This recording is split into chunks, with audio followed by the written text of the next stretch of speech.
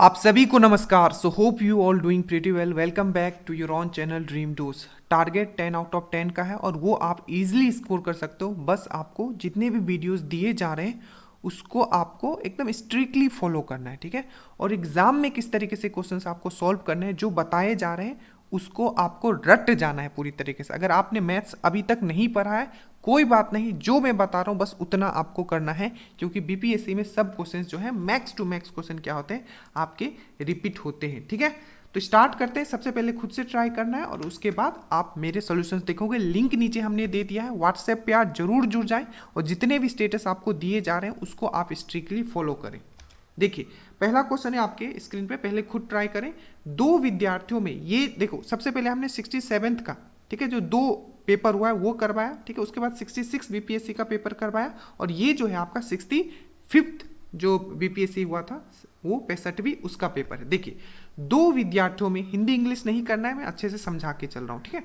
दो विद्यार्थियों में 12 एक जैसी कलम बांटने के कितने तरीके होंगे यदि प्रत्येक को कम से कम 2 कलम मिलना आवश्यक है। हमने आपको कॉम्बिनेशन का क्वेश्चन की विद इन ए सेकंड कैसे किया जाता है, देखिए कॉम्बिनेशन से क्वेश्चन हर बार पूछा जा रहा है, ठीक है, एक ना एक क्वेश्चन, तो इसके लिए आप प्रिपेयर्ड रहे। देखिए तो ये क्वेश्चंस करने से पहले मैं आपको इसको ना दो क्वेश्चंस और समझा देता हूँ, ठीक है, सेम पैटर्न का, ताकि एग्जाम में थोड़ा भी वेरिएशन हो तो आपको समझ में आ जाए, ठीक है। देखिए सबसे पहला यहाँ क्वेश्चन आप ये समझ लीजिए, उसके बाद हम आपको जो पेपर आया वो करवाते हैं। देखिए 4 लड़कों के बीच 12 समान सेब कितने तरीकों से वितरित की जा सकती है। मतलब 12 आपके पास सेब है, ठीक है, जिसको 4 लड़कों में आपको क्या करना है, आपको डिवाइड करना है या वितरित करना है। पहला कंडीशन दिया हुआ है यदि प्रत्येक लड़के को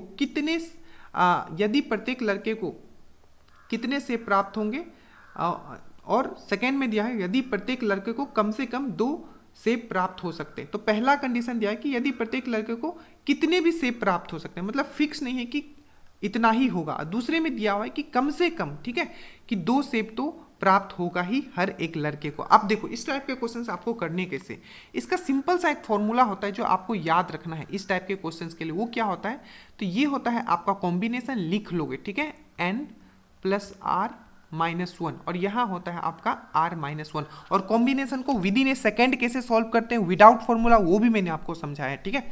अब देखो यहाँ बोला कि 4 लड़कों के बीच 12 सेब कितने तरीकों से वितरित किए जा सकते हैं यदि प्रत्येक लड़के को कितने सेब प्राप्त हो सकते हैं, मतलब कितने भी सेब प्राप्त हो सकते हैं। तो पहला हमें ये समझना है कि n और r हमें क्या लेना होता है। तो n जो लेना होता है, हमें जो टोटल दिया हुआ है कितना 12 दिया हुआ है, तो हम यहाँ 12 लेंगे, ठीक है। और r क्या होता है, वो होता है जो आपको जितने पर्सन में उसको डिवाइड करना है, मतलब कितने हैं पर्सन यहाँ, तो 4 पर्सन है तो हमने यहाँ 4 लिख दिया। अब देखो तो ऊपर क्या है n + r - 1, मतलब 12, ये क्या हो जाएगा 4 5 6, ठीक है, 16 हो गया, 16 हो गया। और 16 - 1 करोगे तो 15 हो जाएगा, तो यहाँ आ जाएगा C15 और नीचे क्या होगा r - 1, मतलब 4 - 1, तो यहाँ हो जाएगा आपका 3। अब इसको सॉल्व करना है, मैंने आपको किस तरीके से सॉल्व करने समझाया है, जितना नीचे दिया हुआ है फॉर्मूला पे गए यहाँ तो बहुत टाइम लग जाएगा, ठीक है। जितना नीचे दिया है उतना ही ऊपर आपको डिसेंडिंग ऑर्डर में आपको खोलना है। 3 टाइम दिया है, 15C3 दिया है, तो मैं यहाँ लिखूंगा 15 14। ना ही आपको ये कोई करवाया है और ना ही ऐसा कोई करा रहा है, तो आप इसको स्ट्रिक्टली फॉलो करो, ठीक है। मैं फिर से बता रहा हूँ, एज ए स्टूडेंट बता रहा हूँ, आपको इसी तरीके से करना है। 15 14 और आपको यहाँ क्या करना है, आपको 30 3 बार, और नीचे 3 दिया हुआ है तो 3 2 और 1 यहाँ लिखना है, ठीक है। इस तरीके से आपको सॉल्व करना है। अगर आप इसको सॉल्व करोगे तो आपका जो आंसर आएगा वही इसका आंसर होगा। आप बहुत ही ईजी आप कर सकते हो, इसको काटोगे तो ये 5 से आपका कट जाएगा, ठीक है, और ये जो है आपका 7 से कट जाएगा, तो ये हो जाएगा 35 × 13, तो ये हो जाएगा आपका कितना 455 जो हो जाएगा इसका आंसर हो जाएगा। ये कब था, जब ये फिक्स नहीं है कि कितने किस लड़के को मिलेगा, कितना भी मिल सकता है, ठीक है। बट दूसरा कंडीशन, ये तो पहले का आंसर आ गया आपका 455। दूसरा आपको दिया हुआ है कि यदि प्रत्येक लड़के को कम से कम 2 सेब प्राप्त होंगे। अब यहाँ क्या कर दिया, मान लो कोई ये एक ए लड़का है और कोई बी लड़का है, यहाँ इसको 2 दे दिया है और यहाँ भी इसको 2 तो फिक्स है, इतना तो आपको देना ही पड़ेगा, ठीक है। तो अब कॉम्बिनेशन मतलब क्या होता है, चूज करना होता है। तो ये तो 2 तो फिक्स हो गया, अब इसमें हम कुछ नहीं कर सकते। तो ये तो 4 मेरा चला गया और टोटल कितना है मेरा 12 है। तो अब जो नया n होगा यहाँ वो क्या होगा 12 माइनस 4 होगा, मतलब यहाँ n का वैल्यू जो हो गया मेरा 8 हो गया। और r का वैल्यू क्या रहेगा आपका, देखिए यहाँ जो है आपका टोटल 4 लड़कों के बीच, ठीक है 4 लड़का है ना, तो देखो 4 लड़का है, मैं इसको फिर से कर देता हूँ आपके लिए, क्योंकि हमने 2 वहाँ लिया है, ए ले लेते हैं, बी ले लेते हैं, सी ले लेते हैं और आपका डी ले लेते हैं। तो 2 2 2 2 तो चला गया, तो ये कितना हो गया 8 तो चला गया, तो बचा कितना टोटल n अब कितना बचेगा, तो 12 में से 8 माइनस करोगे, ठीक है, तो आपका बच जाएगा 4। क्या बच जाएगा आपका यहाँ 4 बच जाएगा। और r कितना है मेरा, लोग कितने हैं, ये भी आपके 4 हैं आप, ठीक है समझ में आया। n यहाँ चेंज हो गया, क्यों, क्योंकि ये तो 2 2 तो मिलना ही है, ये तो फिक्स हो गया, अब हम उसको कुछ नहीं कर सकते, ठीक है। अब देखो इसको मैंने अभी आपको क्या समझा था, किस तरीके से करते हैं, n प्लस आर माइनस 1 और नीचे r माइनस 1, तो हमारा यहाँ देखो, तो अब यहाँ n प्लस आर, ठीक है, तो n प्लस आर कितना हो जाएगा 8, 8 माइनस 1 करोगे तो 7, तो c 7 हो गया, और r माइनस 1 4 माइनस 1 कितना हो जाएगा आपका यहाँ 3 हो जाएगा। तो इसको अगर आप सॉल्व करते हो तो ये कितना आ जाएगा 7 इंटू 6 इंटू 5 हो जाएगा, और नीचे कितना आ जाएगा आपका, यहाँ आपका आ जाएगा 3 इंटू 2, तो ये 6 से 6 कट जाएगा, तो यहाँ आ जाएगा 35 आपका आंसर हो जाएगा इस केस में। तो समझ में आया, एक क्वेश्चन आपका आ सकता है कि वो ये फिक्स नहीं रहेगा कि किसको कितना दिया है, किसी को भी कितना भी मिल सकता है। दूसरा अगर दिया होगा कि हाँ ये 2 2 तो एटलीस्ट इसको मिलेगा ही मिलेगा। अब हम आते हैं हमारा क्वेश्चंस, अब आपको ये इजी लगेगा, नहीं तो आपको ये हार्ड लगता। अब देखो यहाँ क्या बोला है, 2 विद्यार्थियों में 12 एक जैसे कलम बांटने की कितने तरीके होंगे यदि प्रत्येक को कम से कम 2 कलम मिलना ही है। कितने विद्यार्थी हैं, 2 विद्यार्थी हैं, दोनों को 2 2 मिलेगा, तो 2 2 तो मिलेगा ही, तो टोटल तो 4 चला गया मेरा, तो बचा कितना, अब बचा कितना मेरा यहाँ, तो देखिए 8 बचेगा, ठीक है, क्योंकि आपका 2 2 तो फिक्स है, 2 2 चला गया, ठीक है, और कितने लोग हैं यहाँ 2 विद्यार्थी है, तो r का वैल्यू अब क्या हो गया यहाँ 2 हो गया, और n का वैल्यू जो पहले 12 था, बट 12 में अभी क्या हो जाएगा 4 चला जाएगा, तो क्या हो जाएगा ये आपका 8 बच जाएगा। अब इसको सिंपल फॉर्मूला में डाल दीजिए, मैंने क्या करवाया n प्लस आर माइनस 1 और यहाँ आपका r माइनस 1। अब यहाँ क्या हो जाएगा आपका, देखिए 8 9 10, ठीक है, तो 10 हो जाएगा, 8 2 10 माइनस 1, तो यहाँ 9 हो जाएगा, ठीक है, और नीचे क्या हो जाएगा आपका r माइनस 1, 2 माइनस 1 1 हो जाएगा। आपको पता है अगर नीचे बेस 1 आ गया तो हमेशा 9 ही होता है, या आप इसको खोलना भी चाहोगे तो कैसे होगा, मैंने कैसे करवाया था, 9 एक काटोगे 1, 9 ही इसका आंसर आ जाएगा, 9C1 का 9 ही होता है, तो इसका जो आंसर आ जाएगा ये हो जाएगा 9। ये बहुत ही सॉलिड तरीका मैंने आपको सिखाया है, प्लीज़ प्रीवियस क्वेश्चंस जितने भी हमने करवाए वो देख लीजिए कि कॉम्बिनेशन पे किस किस टाइप से क्वेश्चंस आपको पूछे गए हैं, ठीक है। चलिए अब ये देखिए बेसिक क्वेश्चन है, इससे आपको ये पता चलेगा कि हाँ मुझे क्या क्या पढ़ के जाना है, ठीक है, कम समय में। देखिए आपको जो बिहार वाला पार्ट है 7 से 8 क्वेश्चन आपको बिहार करंट के आएंगे, और उसके लिए हम लोग तो बहुत मेहनत करते हैं, बट यहाँ फिक्स है कि मुझे 10 आउट ऑफ 10 आ सकता है, थोड़ा सा मेहनत आप यहाँ भी कर लीजिए, ठीक है। देखिए X cube minus Y cube का वैल्यू 117/8, देखो जो मैथ्स बैकग्राउंड से नहीं मैं समझ सकता हूँ, ठीक है, बट अगर आप कॉम्पिटिटिव एग्जाम देते हो तो इतना तो बेसिक आपको होगा ही, मुझे पता है, ठीक है।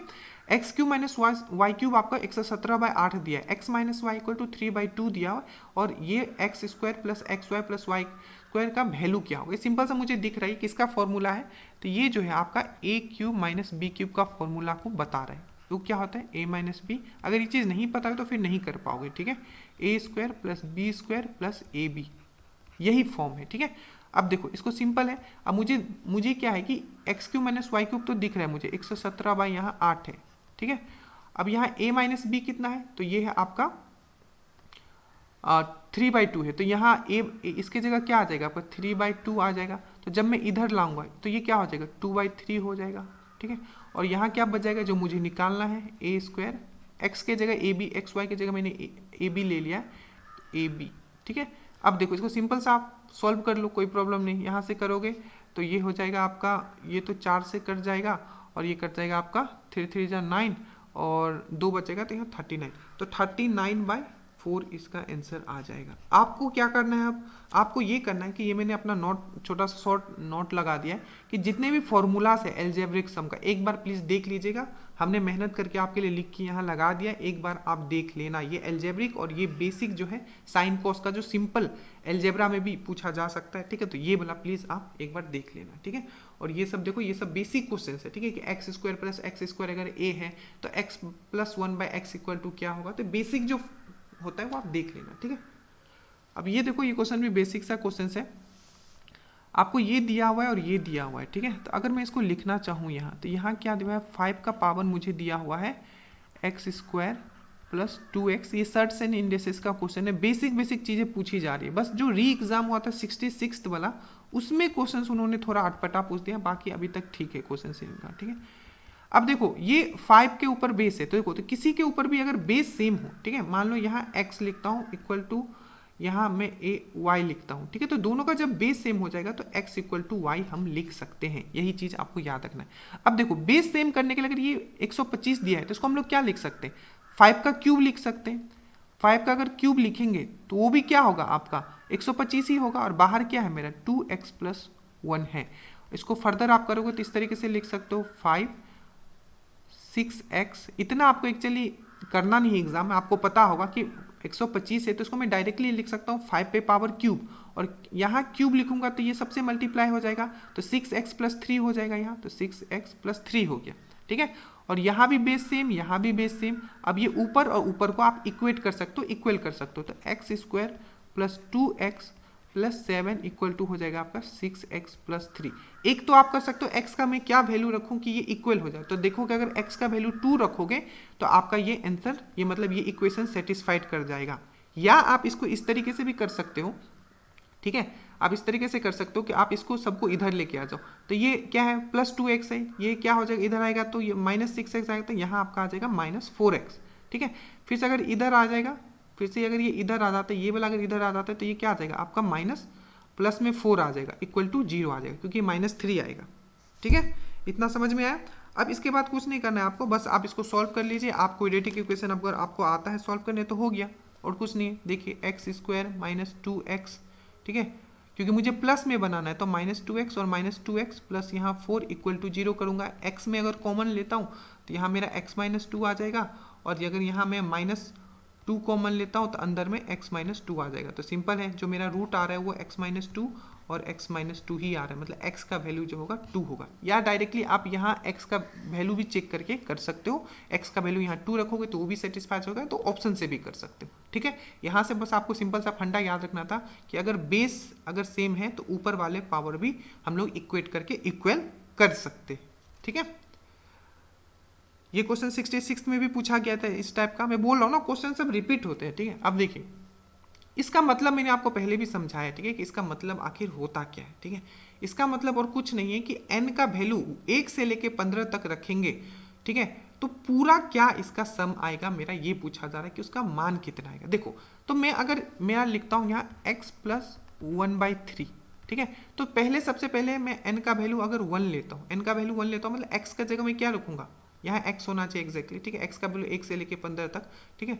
तो जो s का मान, टोटल मान कितना होगा, ठीक है, टोटल मान कितना होगा जब जो x का वैल्यू है 1 से लेके 15 तक रखते हैं। देखो, तो x का वैल्यू अगर मैं 1 रखूंगा तो ये कितना आ जाएगा 1 प्लस 1/3। अगर मैं x का वैल्यू अगर 2 रखता हूँ तो क्या हो जाएगा 2 प्लस 1/3। इसी तरीके से कितना तक जाएगा, 15 तक जाएगा, ठीक है। तो लास्ट वाला जो आपका आएगा 15वां नंबर वाला क्या होगा 15 प्लस 1/3, क्योंकि 1/3 तो फिक्स ही है, हर बार ये आएगा, ठीक है। n इक्वल टू 1 दोगे तो यहाँ 1 प्लस 1/3 आएगा, n इक्वल टू 2 दोगे तो 2 प्लस 1/3 आएगा। तो ये तो फिक्स है, इसमें तो कोई चेंज है ही नहीं मेरा। तो आपने क्या समझा, 1 से लेके 15 तक तो आएगा 1 प्लस 2 प्लस 3, 1 2 3 4 5 इस तरीके से आएगा, ठीक है। और उसके बाद क्या होगा 15 बार 1/3 आएगा। तो आपने पहले तो आपने ये समझा कि 1 प्लस 2 प्लस 3 प्लस इस तरीके से 15 तक आएगा, ठीक है। प्लस आपका क्या आएगा 15 बार, ठीक है, आपका क्या आएगा 1/3 भी आएगा। ये भी चीज समझा, एग्जाम में इतना नहीं करना है, आपको डायरेक्टली करना है, मैं बस अभी समझा रहा हूँ। तो 1 से लेके 15 तक, तो इसका तो डायरेक्टली आप फॉर्मूला लगा सकते हो n plus 1 divided by 2 plus 15 into 1/3, तो ये तो 5 आ जाएगा यहाँ, ठीक है। अब इसका क्या आएगा, देखिए 15 तक है तो 15 इंटू 16 डिवाइडेड बाई 2, तो यहाँ क्या आ जाएगा 8 आ जाएगा। तो कितना हो जाएगा 8 पंचे 40 और 8 1 8 120, और इधर कितना आ रहा है मेरा 5 आ रहा है, तो 125 इसका आंसर हो जाएगा।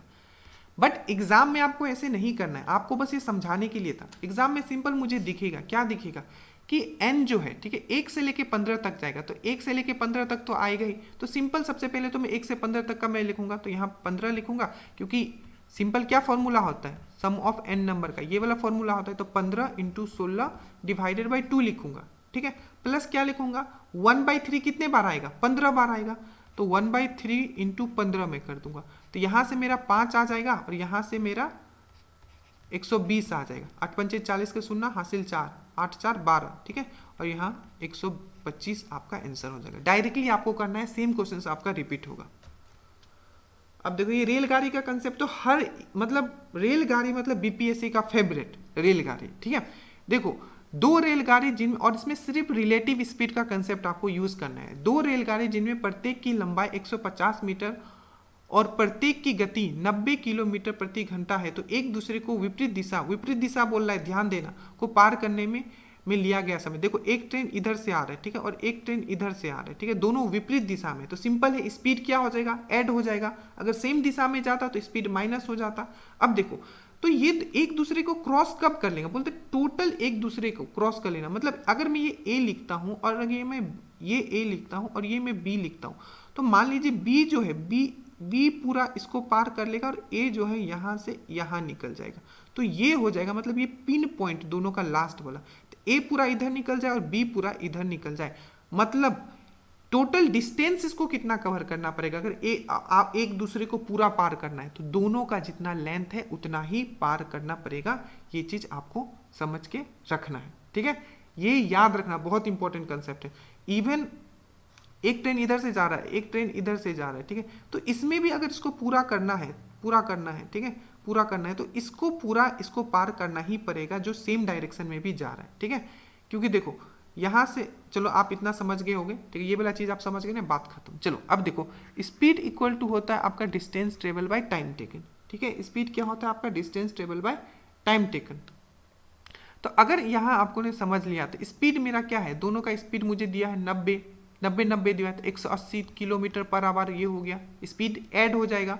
डिस्टेंस मेरा कितना हो जाएगा 150 इंटू 3 हो जाएगा, 2 हो जाएगा, क्योंकि दोनों का 150 मीटर का ही लंबा है। और टाइम मुझे निकालना है, टाइम में अभी यहाँ ले लेता हूँ 150 इंटू 2 गुना, ठीक है, क्योंकि टोटल लेंथ हो जाएगा यहाँ 180। अब इसको मैं मीटर पर सेकेंड में कर लेता हूँ, क्योंकि मुझे जो टाइम जो है वो सेकेंड्स में दिया हुआ है, ठीक है।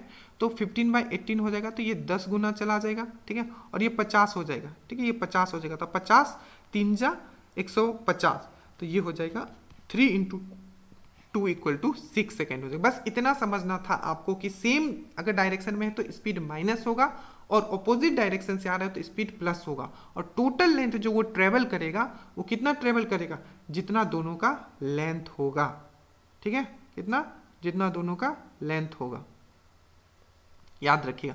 बट कभी भी कोई ट्रेन अगर कोई पॉइंट को क्रॉस करता है, ठीक है, तो उसमें क्या माना जाता है, एक पॉइंट को क्रॉस करे चाहे एक आदमी को क्रॉस करे, तो उस समय क्या माना जाता है, उस समय माना जाता है कि उसने जो डिस्टेंस ट्रेवल किया है वो उसका जितना लेंथ है उतना ही। बट अगर एक प्लेटफॉर्म को पार कर रहा है तो प्लेटफॉर्म में क्या माना जाता है कि जितना उसने डिस्टेंस खुद का, उसका ट्रेन का डिस्टेंस प्लस उसका लेंथ जो होगा प्लेटफॉर्म का, दोनों ऐड करना है।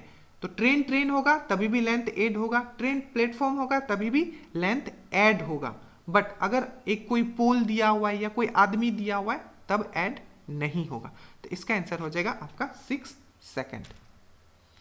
ये बेसिक है, ठीक है। एक वृत्त मतलब होता है सर्कल, ठीक है। तो 2 सर्कल का जो त्रिज्या का रेशियो मुझे इतना दिया हुआ है, तो पूछा है कि क्षेत्रफल का रेशियो क्या होगा। सिंपल सा है, ठीक है। ए में लेता हूँ, एक ए सर्कल है डिवाइडेड बाय एक बी सर्कल है। दोनों का एरिया का फॉर्मूला क्या होता है πr², ठीक है। ये r1 ये ए ले लो, ठीक है, और ये πr2 ये बी ले लो। तो ये पाई तो कट जाएगा। पहला क्या है 15 का स्क्वायर करोगे तो 225 हो जाएगा। क्या था, पॉइंट था, तो पॉइंट 2 के बाद आ जाएगा, ठीक है। तो ये आ जाएगा 2.25, ठीक है। और नीचे क्या आ जाएगा, दूसरा का क्या 1 है तो 1 ही रह जाएगा, तो इसका आंसर सी हो जाएगा। बस इसमें आपको बेसिक चीज़ कुछ है नहीं इसमें। अब ये देखो, ये थोड़ा आपको किस तरीके से करना है बस समझ लो, ठीक है। एक नल पानी की किसी टंकी को 3 घंटे में भर सकता है और दूसरा नल उसी टंकी को 4 घंटे में खाली कर सकता है। यदि टंकी 1/3 भरी हो और दोनों नलों को एक साथ खोल दिया जाए तो टंकी भरने में कितना समय लगेगा, ये पूछा है। देखो तो टंकी ए में मान लेता हूँ और एक क्या है आपका, देखो एक नाली, तो एक छोड़ो। सो इस क्वेश्चन को कैसे करेंगे आप ध्यान से समझिए। देखिए मैं पिक्टोरियल आपको समझा दूँ। मान लो ये कोई टंकी है, ठीक है। क्या बोला है कि एक नल पानी की किसी टंकी को 3 घंटे में भर देता है। तो कोई ये एक नल है, ठीक है, जिसमें क्या इसे पानी दे रहा है, इसको 3 घंटे में भर देता है, ठीक है, 3 घंटे में इस टंकी। और दूसरा बोला है कि एक और पाइप इसमें लगा हुआ है, ठीक है, जो बाहर निकालता है और इस पूरा अगर टंकी ये भरा हुआ है तो इसको 4 घंटे में ये खाली कर देगा, ठीक है। आपको समझ में आया। यदि टंकी 1/3 भरी हो और दोनों नलों को एक साथ खोल दिया जाए तो टंकी भरने में कितना समय लगेगा, ये पूछा है। देखो तो जो पाइप फिल कर रहा है, मान लो एक पाइप है, मैंने उसको F मान लिया क्योंकि ये फिल कर रहा है, वो 3 घंटा लेता है, ठीक है। और दूसरा एक पाइप है 4 घंटा लेता है, जो उसको खाली कर देता है, ठीक है, उसी टंकी को। तो एक पाइप मैंने लिया F जो इसको भरने में कितना टाइम लेता है, 3 घंटा लेता है। और एक पाइप है इसी टंकी को खाली करने में कितना टाइम लेता है, एम्प्टी मैंने E लिया जिसको 4 घंटा लगता है। तो अब मैं अगर बोलूँ कि इस जो आपका टंकी है उसका कैपेसिटी कितना है, उसका आयतन वॉल्यूम कितना हो सकता है, तो याद रखिएगा इन दोनों का एलसीएम ले लेंगे तो 12 यूनिट, हमें यहाँ लीटर नहीं पता, 12 जो हो जाएगा उसका टोटल कितना हो जाएगा आपका, उसका यूनिट क्या हो जाएगा, उसका आपका आयतन हो जाएगा, मतलब वॉल्यूम हो जाएगा, ठीक है। तो वॉल्यूम अगर इसका 12 हो गया तो अगर मैं बोलूं कि 1 घंटा में पहला पाइप कितना भरता है, तो आप क्या कर दोगे, 12 को 3 से डिवाइड कर दोगे, तो 1 घंटा में, ठीक है, पाइप एक कितना काम करता है, तो 4 यूनिट भर देता है इसको, ठीक है।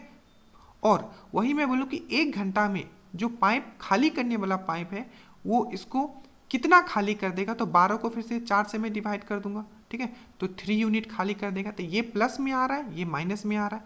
अरे 1 घंटे का काम, क्योंकि अगर मैं दोनों को साथ में खोल दूं और 1 घंटे का काम चेक करूं कि 1 घंटे में कितना काम होगा, तो 4 यूनिट तो भरेगा पर 3 यूनिट खाली कर देगा। तो काम कितना होगा, 1 यूनिट जो है आपका ये टैंक फिल हो जाएगा, ठीक है, 1 यूनिट फिल हो जाएगा। अब यहाँ बोला है कि टोटल, तो मेरा टोटल कितना है, इसका कैपेसिटी कितना है, तो 12 यूनिट है, जिसमें कि बोला है कि 1/3 भरा हुआ है। 1/3 भरा हुआ है मतलब इसका क्या हुआ, 4 यूनिट भरा हुआ है, तो बचा हुआ कितना है, 8 यूनिट बचा हुआ है। अब बोला है कि इसी 8 यूनिट को भरने में अगर दोनों टंकी को खोल दिया जाए तो कितना टाइम लगेगा, तो सिंपल है, 1 घंटे में ये 1 यूनिट काम करता है, ठीक है। तो इसको हम सिंपल कर देंगे, 8/1 कर देंगे, तो मतलब क्या 8 ही आवर लगेगा, सिंपल सी बात है, क्योंकि 1 घंटे में जब 1 यूनिट करता है तो 8 यूनिट के लिए 8 घंटा लगेगा। तो 8 इसका तो बहुत ही मतलब एकदम इतना आराम से समझा रहा हूँ कि कभी एग्जाम में कोई क्वेश्चन आपका गलत ना हो। अब ये क्वेश्चन देखो, ऐसे क्वेश्चन पूछे जा सकते हैं, प्लीज़ अच्छे से कर लीजिएगा। जिस तरीके से मैंने समझाया कि आपको जो इस टाइप के क्वेश्चंस होते हैं, जो सीरीज के क्वेश्चन होते हैं, उसको अटेम्प्ट कैसे किया जाए। देखिए अगर नहीं बनता है तो छोड़ के आगे निकल जाना है, लास्ट में अगर टाइम मिले तब करना है, ओवर स्मार्ट नहीं बनना है, क्योंकि कुछ कुछ क्वेश्चंस होते हैं एग्जाम में तब नहीं बनते हैं, ठीक है। तो लास्ट में आपको रिटर्न कर, देखो यहाँ अगर आप ध्यान से देखोगे कि नेक्स्ट पद पूछ रहा है कि यहाँ नेक्स्ट इसका पद क्या होगा, ठीक है।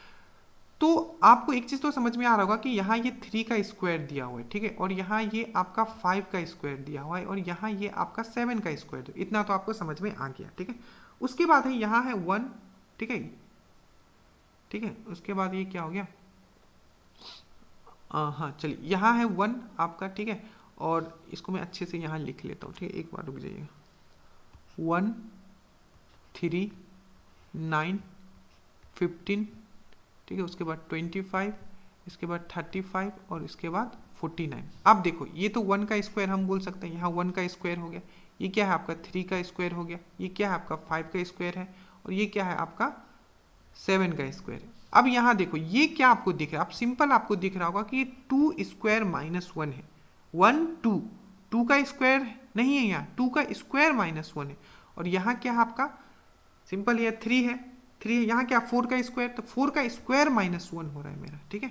यहाँ क्या है 5 है, 5 का स्क्वायर, यहाँ क्या है, तो ये 6 का स्क्वायर माइनस हो रहा है, यहाँ 7 है, और ये तो यहाँ क्या होगा 8 स्क्वायर माइनस 1 मतलब 64 माइनस 1 होगा 63 होगा। बट जरूरी नहीं है कि आप इसी तरीके से सोचोगे, ठीक है, इसका और भी तरीका हो सकता है करने का, ठीक है। जब आप इसमें प्लस प्लस करके निकालोगे, ठीक है, मैं एक थोड़ा सा समझाने की कोशिश करता हूँ। देखिए जब यहाँ प्लस करोगे ना तो यहाँ क्या हो रहा है +2 हो रहा है, ठीक है। जब यहाँ आप करोगे तो +6 हो रहा है, फिर से यहाँ करोगे तो +6 हो रहा है, तो +6 हो रहा है। फिर से यहाँ देखो, यहाँ अगर मैं ऐड करता हूँ तो आपको क्या दिख रहा है, यहाँ +10 दिख रहा है, ठीक है, +10 दिख रहा है। फिर से यहाँ भी ऐड करूंगा तो +10 दिख रहा है, मतलब दो यहाँ सेम ऐड हो रहा है, +10 तो अगर मैं यहाँ देखता हूँ तो यहाँ क्या होगा, देखो 9 में से 5 गया, यहाँ 4 हो जाएगा, यहाँ +14 आ रहा है, तो यहाँ +14 आ रहा है। क्या मैं +14 करूंगा तो मेरा फिर आएगा यहाँ, तो 49 प्लस अगर मैं 14 करता हूँ तो ये देखो ये हो जाएगा 9 10 10 3 13 4 1 5 1 3 63। तो इस तरीके से भी आ जाता है। तो जब हम सॉल्व कर रहे थे तो सबसे पहले हमने इसी तरीके से आपके लिए ये क्वेश्चन सॉल्व किया था। तो जरूरी नहीं है कि जो मैं बता रहा हूँ या बुक में लिखा है उसी तरीके से रीजनिंग सॉल्व होगा, ये आपके ऊपर है, बट आंसर सही आना चाहिए दोनों तरीके से, ठीक है।